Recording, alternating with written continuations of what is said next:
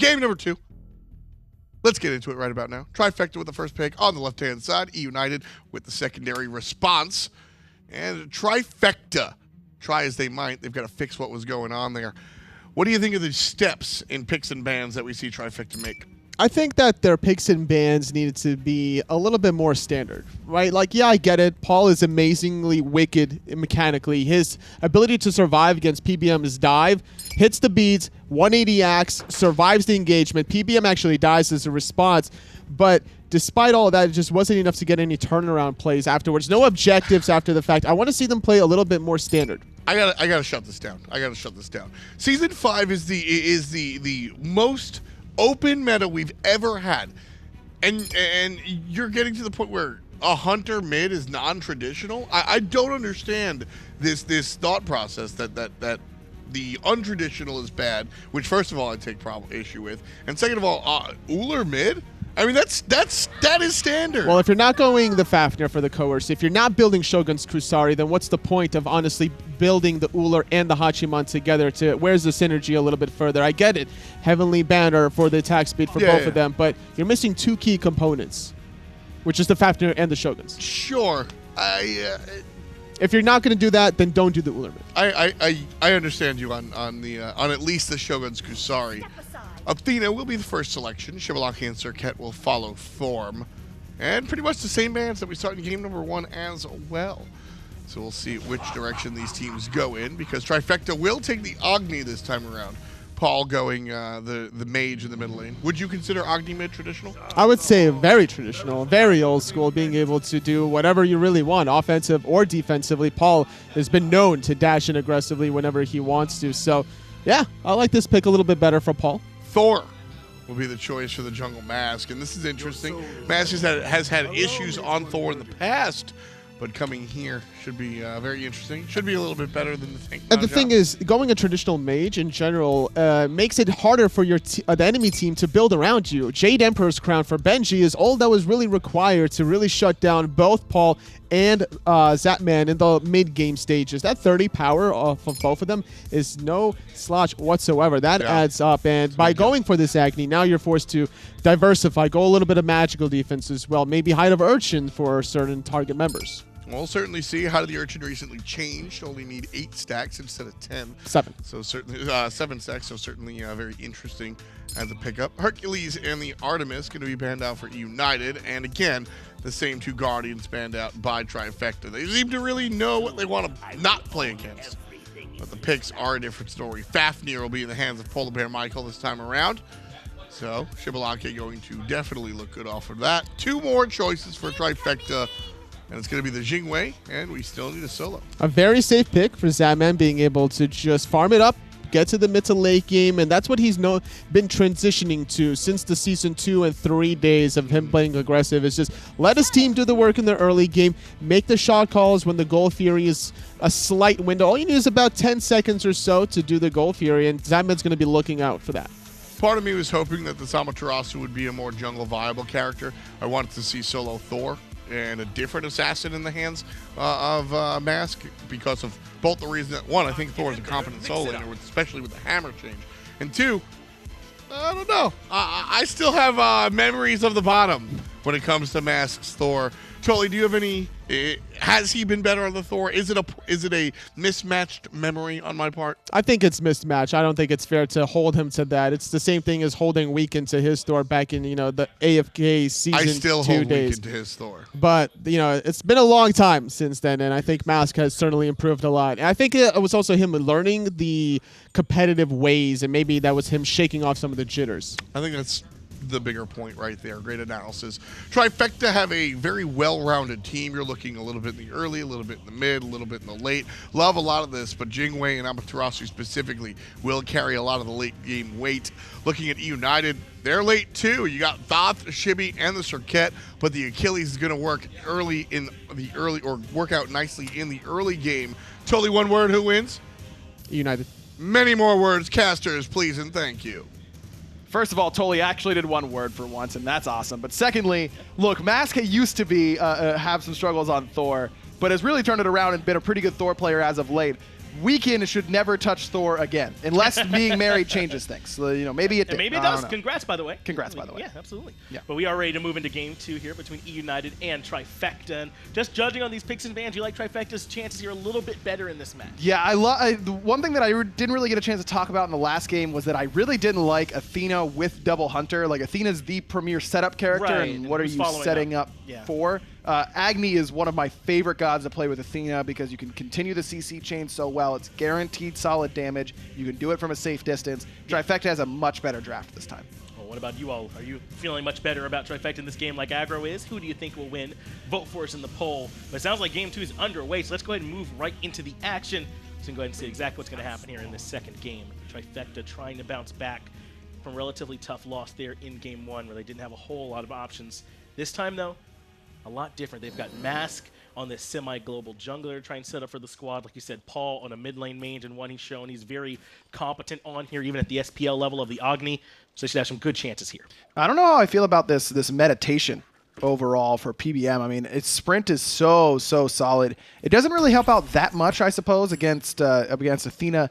Jing Wei, like they don't have a lot of slows you have to worry about. Preemptive strike obviously slows, but like, you know, whatever in that regard. I think it's more about that he just wants to guarantee some extra bits of sustain, and there aren't a lot of slows you have to worry about in general on the other side as NeiruMah tried to invade on that purple buff, but was unsuccessful in doing so, and that'll cost him the sprint that he picked up. I love how quickly eUnited peeled off that too. The second the sprint came out, almost as if that's really what they were after there. So if they could have found the kill, great. But as soon as they get something for free, they're ready to come back towards their wave. In fact, PolarBearMike not ready to give up this purple buff here for free. If he can find a line on this hammer, he certainly could interrupt and steal it, but not quite.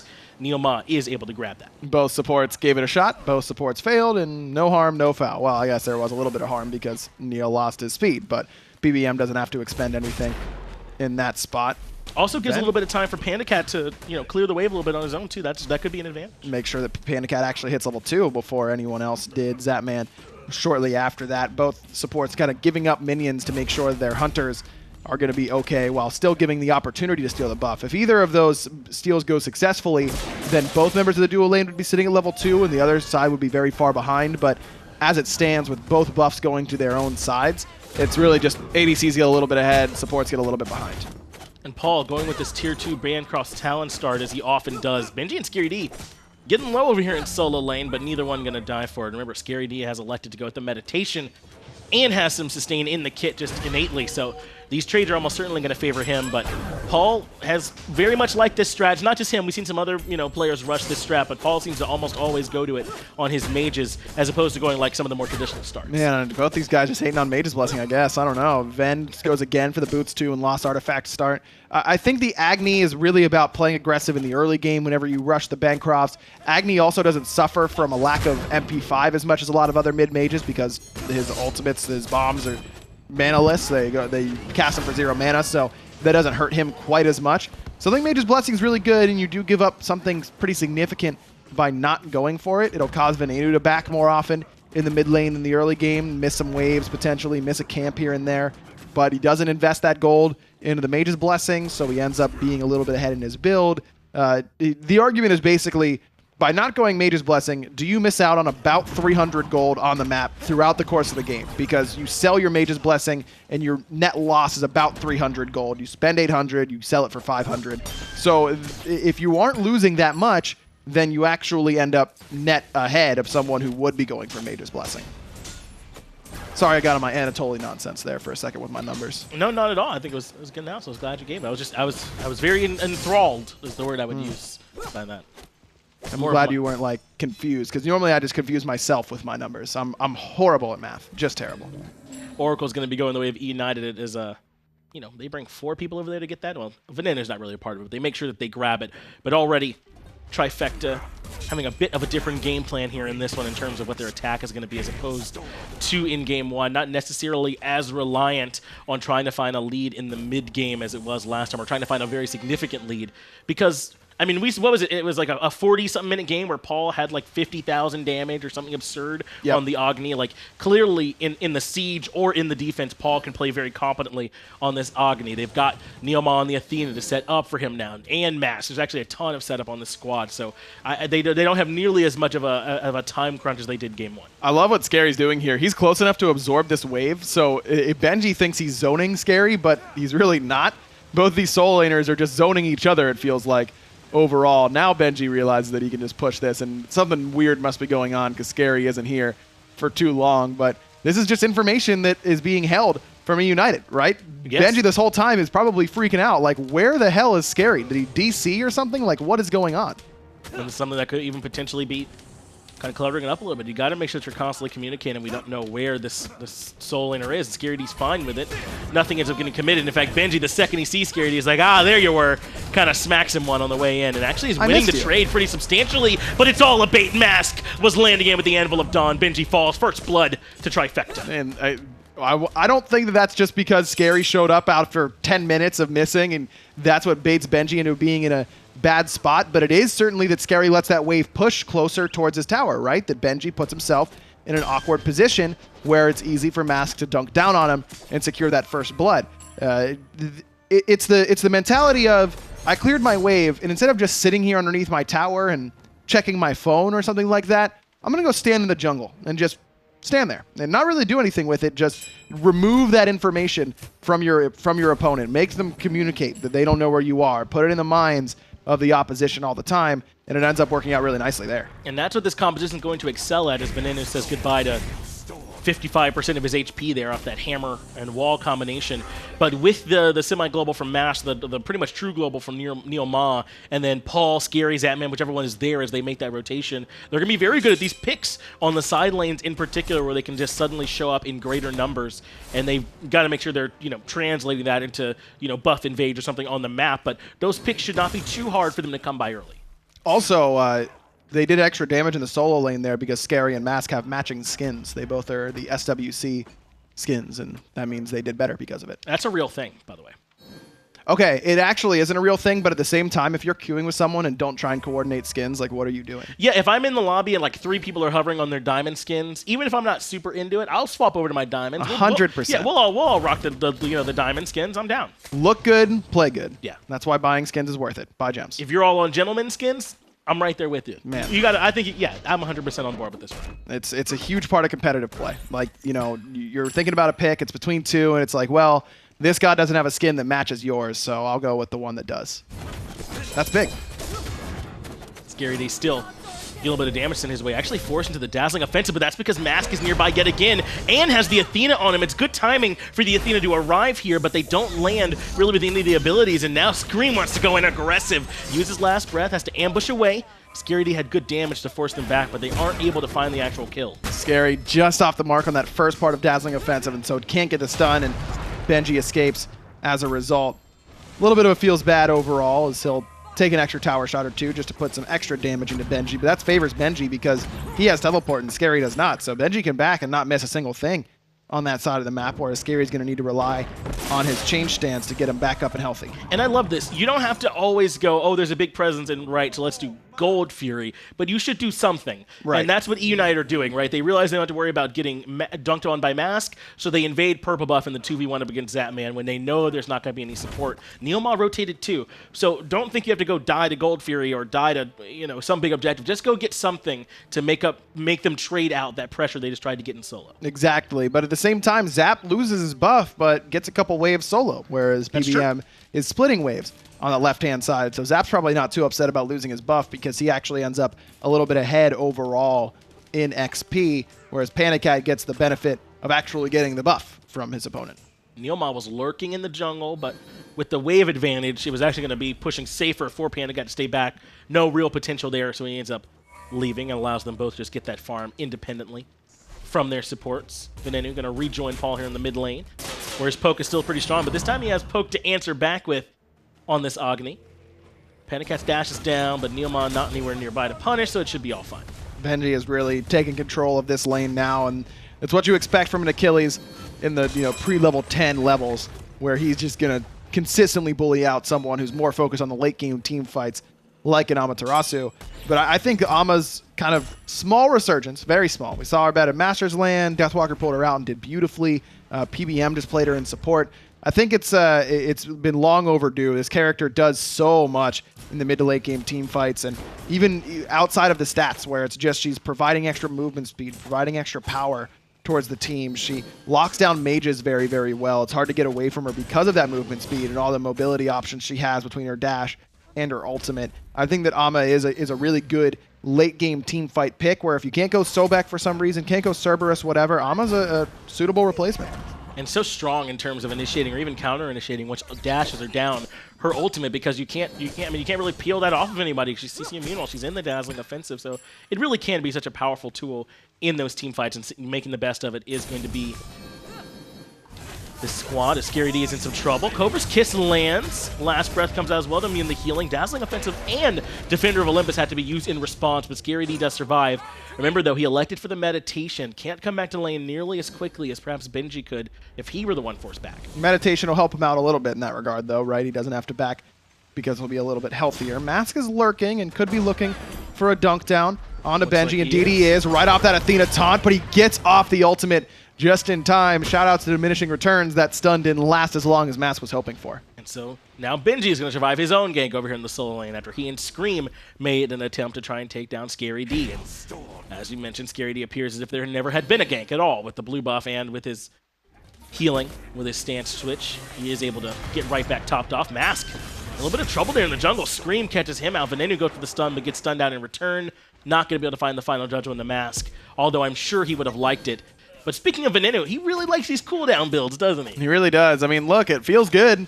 Does hurt him in the damage department on tanks. I think we saw that a little bit in the last game, where around that Gold Fury dance that lasted what felt like forever. Then gets 3 ultimates off, but doesn't do a whole lot of damage onto the frontliners with his regular abilities because he just didn't have any pen in the build at that time.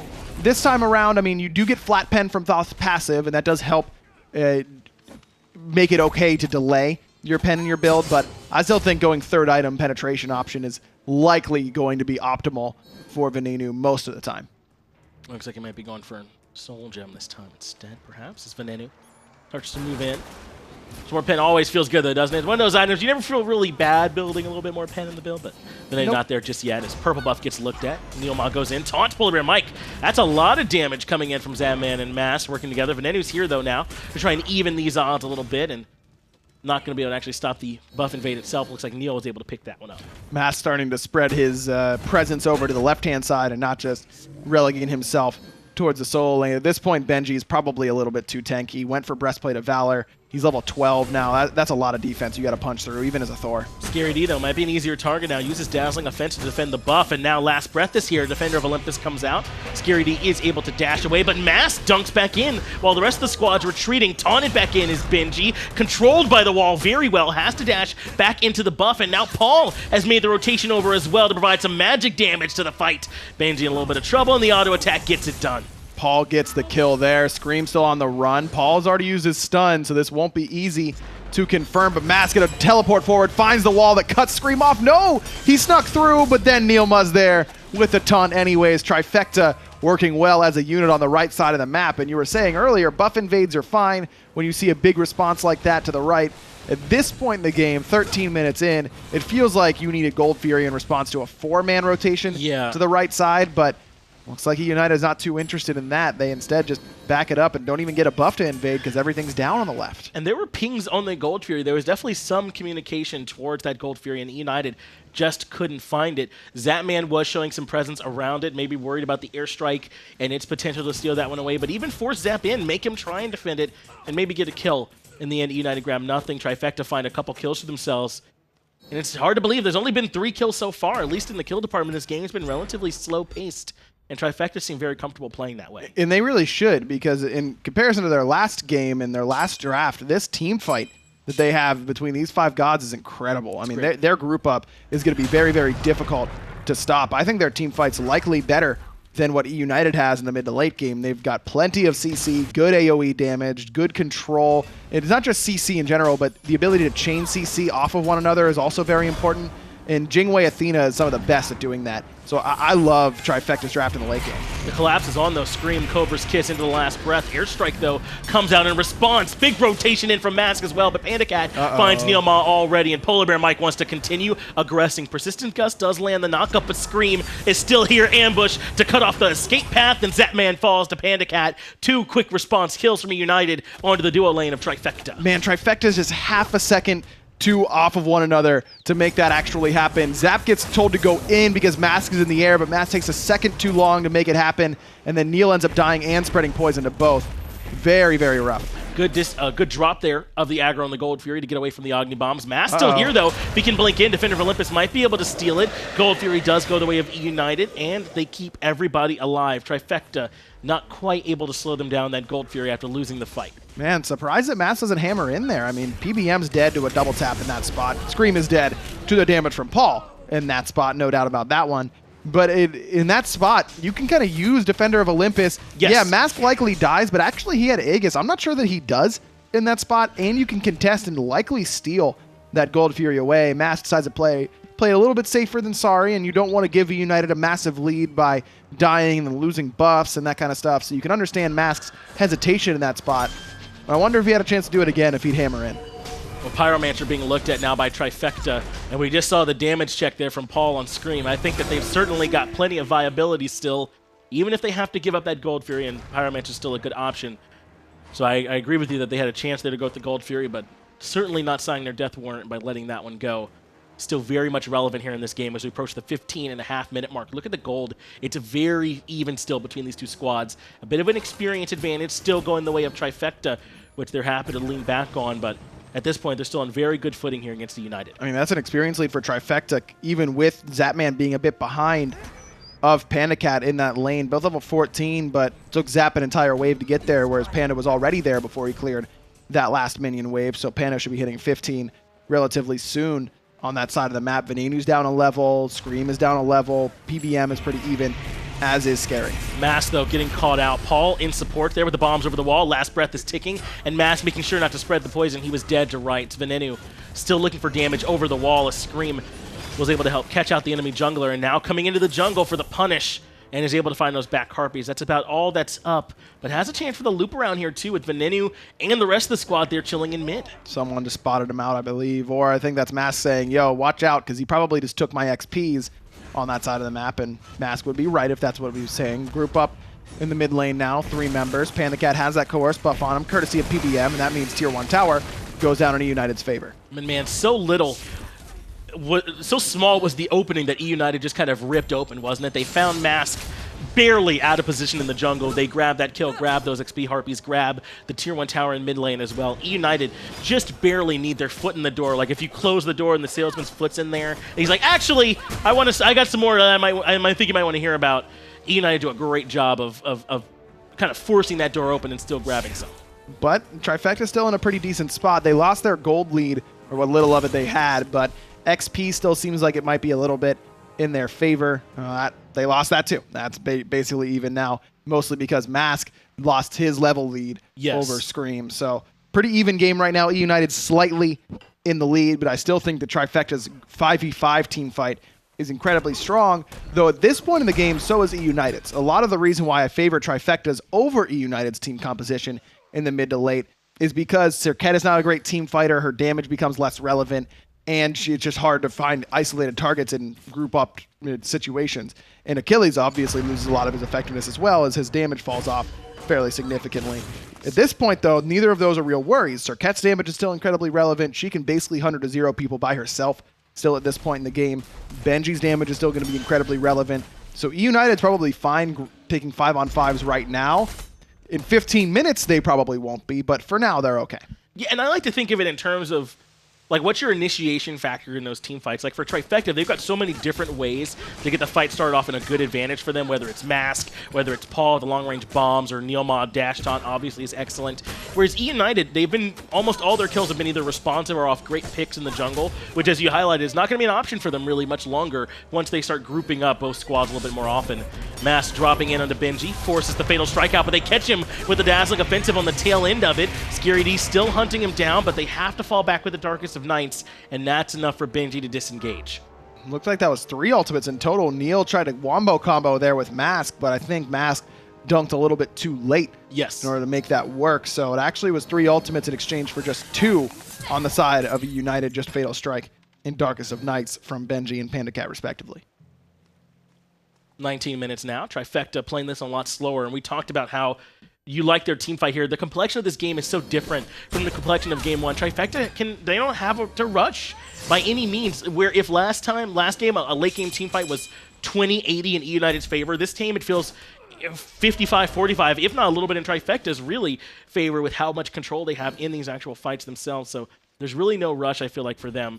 7 kills so far total between both teams, and that's with both teams, I think, playing to their composition very well. And I think that's why this next Gold Fury is very critical for eUnited specifically, because if they lose this Gold Fury, then that starts to begin it's the beginning of the end of their 5-on-5s being as effective as Trifecta's, whereas if they take it, that extends their lead, or it kind of lengthens them some time on where they'll still be effective in those 5-on-5s, where Benji will still be able to bully out the opposition and things of that nature. So eUnited is definitely going to heavily prioritize this Gold Fury. But yet again, eUnited are recognizing the strengths of Trifecta and itemizing towards that control that we were just highlighting. The Magai's Cloak already for Scream, where he went Witchblade last time.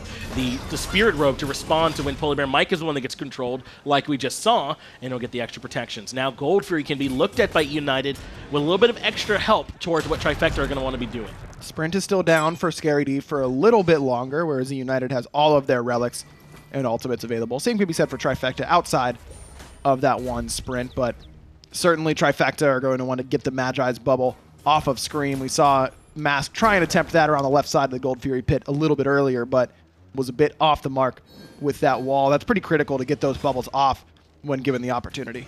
You said you wanted Ven to go more pen that build earlier, where Obsidian Shard is going to do a great job up against some of these tanks, really hoping to blow the door open. We'll see if that pen or that poke ends up being relevant. As Trifecta really starting to burn this Gold Fury. It's down to half HP. PolarBearMike and Benji are the frontliners. Screen blinks in, uses the Cobra's Kiss on Mask, who's looking for the disengage. Darkest Night comes out, but Mask goes right up to the air in response. Does not save Scary D, though. He falls to Benji, and the rest of eUnited now collapse onto the Gold Fury, and Trifecta are ready to give this one up. Yeah, they have to in a 5v4 where after Mask loses his beads. That's textbook right there, Finch. I mean, your backline is being harassed by a solo laner. So what does Scream do?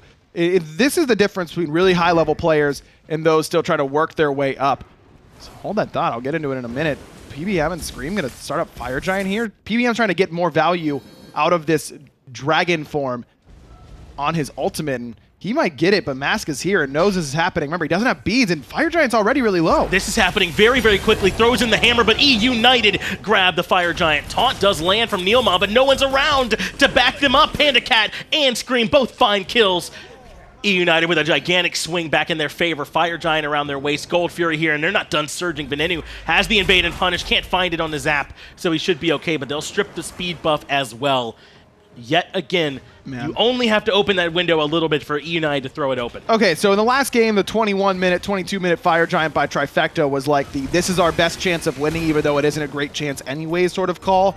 That was the eUnited saying, we don't think you're going to beat us here call. Like, you might have it, but we're just going to call you on it and make you show us that you've got the better hand, and Trifecta just did it in that spot.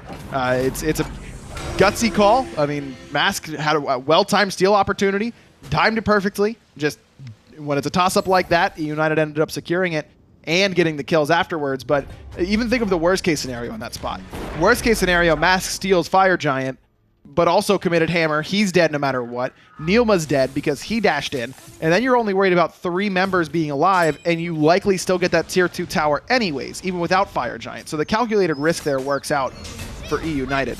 Going back to that Gold Fury push, what I was saying was Scary gets kind of isolated on the backside, and he's expecting Mask and other people to step up and help him on the damage. But instead of Scream staying on Scary and trying to CC chain him and letting the rest of Trifecta step up and find that damage, Scream and Benji immediately just go all in on the backside, just force every damage dealer from Trifecta off of the rest of that team fight and make sure that Scary is completely isolated. He won't die as quickly in that way because instead of 5 people hitting him, it's only 3 people hitting him, but he will die anyways. And it's making sure that no one on your team is likely to fall. That is how you draw up a team fight. And that license is granted to them in part by PandaCat being on the Xbalanque, right? We can jump in aggressively, yes. And then right when you need to start saying, well, I've got Scream on me, Darkest of Nights is dropped, and they turn off the lights. eUnited playing very well around all their ultimates in that fight. And I was talking about the waves of initiation. They only needed the one, and they were able to win that fight in their favor. Final Judgment does hit Scary D, but that's about it.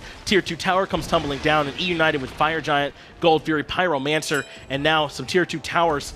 What was once even like 3 minutes ago has now cascaded into eUnited's favor. Yeah, this is all eUnited now. I mean, over 10,000 in gold and experience, and there's still one Tier 2 left on the map. eUnited can just kind of take their time and take whatever they want in the jungle and as far as waves are concerned, because this is easy pickings now. And I love eUnited recognizing.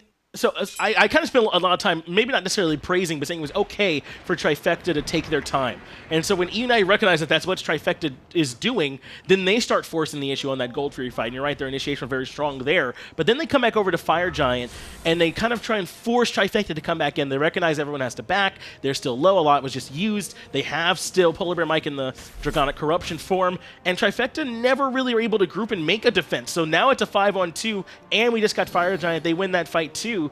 And eUnited just so good at recognizing the game state, I feel like. Yes, and look at the build that they've gone for because of that. Instead of needing more pen because maybe people get tankier and tankier and it'll be difficult to deal with them, Venenu just says, I'll get Soul Reaver. Like, I'll just kill someone. PandaCat continues to itemize into Crit Strike. And look at Scream's build. He goes Deathbringer into Malice. And Malice got a change not long ago. Remember, now once you crit someone, your abilities will do more damage after that for a short window. This is disgusting on Serqet because once you get that proc, it will last through the entire duration of the ability. And why that's relevant for Serqet is if you crit someone with Deathbane or an auto attack and then apply Last Breath, every tick gets that increased, 30% damage on it? Your Last Breath like half healths people at that point, 35% extra damage. If you crit on the first part of Deathbane, the next two parts do 35% extra damage. You just got 70% extra damage on your Deathbane with this combo. It's stupid expensive. It's very risky because Serqet is very squishy,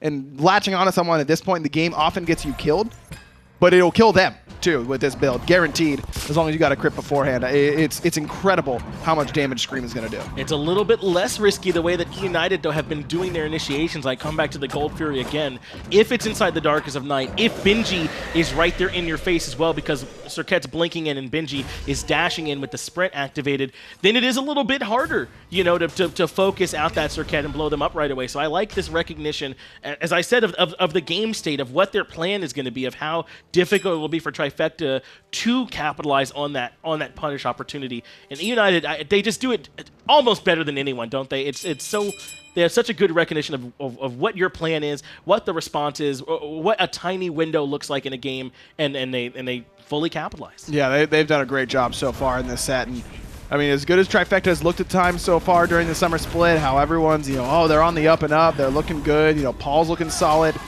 Met Yankee or Zapman, whoever's in that ADC role, has been doing their job for the most part. This is what playing against a good team makes you look like, where they just look like they've been shut down for almost from minute one. Now, in game one, obviously, they had a better start, but even then, it wasn't some astronomical lead. eUnited has been in control since they loaded into game one picks and bans. And how many mistakes would you say Trifecta have made this game? Because I would say very few, if any, really. Trifecta have not been making this easy on eUnited by any stretch of the imagination. eUnited just recognize when it is that they can go in and be aggressive and when it is they can start these fights, and they've done a great job on it. And then they also execute better than anyone. I mean, were there a couple miscues on the ganks in the solo lane? Yes. But, I mean, are we looking at a dramatically different game if one of those ganks goes that much better? I mean, it's so hard to say. Likely not. It feels like even though Trifecta haven't been 100% clean, eUnited have just been the better team. Taunt onto Benji, but his Spirit Robe means that he takes very little damage from the follow-up. Mid lane, though, Mask taking the 1v1 up against Scream, and Mask loses that 1v1. Paul comes over and makes sure that it doesn't go too badly, though, 1-for-1 overall. Benji is harassing Zapman on the backside, but with Sprint out, they're ready to aggress. Venenu, final judgment comes to the team fight, already forcing Trifecta to rethink. That long-range damage on Paul has really limited his impact. Egg is forced out by PolarBearMike, and he hunts down the mid lane mage. Not going to allow Paul to be the one running this team fight this time. Phoenix on the right-hand side comes down. eUnited turn their attention towards mid lane, and only 3 members of Trifecta still standing. Man, PBM's actually doing some really relevant damage. He's going to keep on going all the way into the Titan room. He's taunted, doesn't have a leap anymore.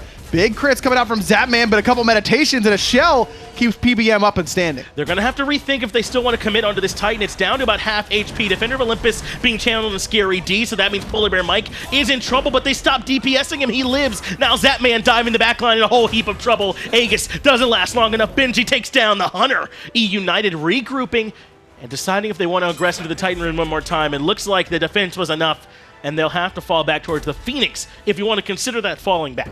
Probably not. Mask, I think, is up in the sky right now. Finds PandaCat with that dunk. Aegis was good for the Xbalanque, but the CC chain is better. Mask able to answer back. Execute blocked off by NeiruMah, but Benji still going, as is Ven, dashing all the way into the Titan room, and no punish available because the damage dealers just aren't there anymore for Trifecta. Is able to punish Mask. Benji able to take down NeiruMah. Scary D still trying to stand up and fight here as Paul has now regrouped, but Benji undeterred by the damage between the mid and solo laners. Phoenix on the left-hand side forgotten as eUnited want the kills and they want them bad. Paul does get stunned, but the minions are pouring into the Titan room. There's no way for Trifecta to come in and defend. eUnited turn their attention back towards the Titan, and they should be able to bring it down. Game 2.